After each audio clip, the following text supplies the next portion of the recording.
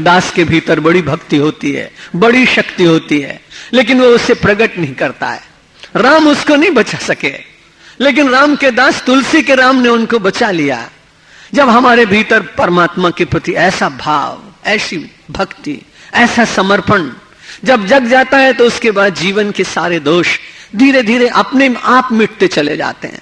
और ऐसा दास भगवान के साथ मिलकर इतना एकाकार होता है कि उसकी वाणी से कुछ निकल नहीं पाता है, और निकलता है तो केवल बस अब सौंप दिया इस जीवन का सब भार तुम्हारे हाथों में, सब भार तुम्हारे हाथों में है, जीत तुम्हारे हाथों में और हार तुम्हारे हाथों में और हार तुम्हारे हाथों में।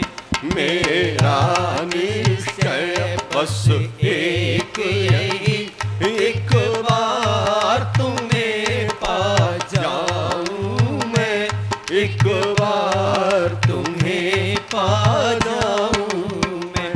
अर्पण कर दूं दुनिया भर का सब प्यार तुम्हारे हाथों में, सब प्यार तुम्हारे हाथों में। जो जग में रहूं तो ऐसे रहूं, जो जल में कमल का फूल रहे, जो जल में कमल का फूल रहे।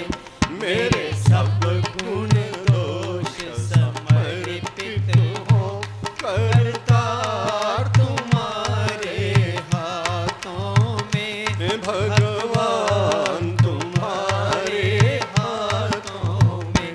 यदि मानव का मुझे जन्म मिले, तो तव चरणों का पुजारी बनूं, तो तव चरणों का पुजारी बनूं। इस पूजक की एक एक रग का होता तुम्हारे हाथों में, होता तुम्हारे हाथों में।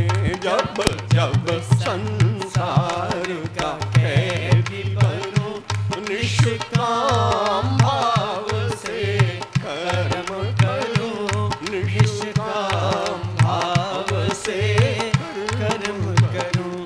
फिर अंत समय में प्राण तजूं, निराकार तुम्हारे हाथों में, साकार तुम्हारे में। मुझ में तुझ में बस भेद यही, मैं नर हूँ तुम नारायण हो, मैं नर हूँ तुम नारायण हो।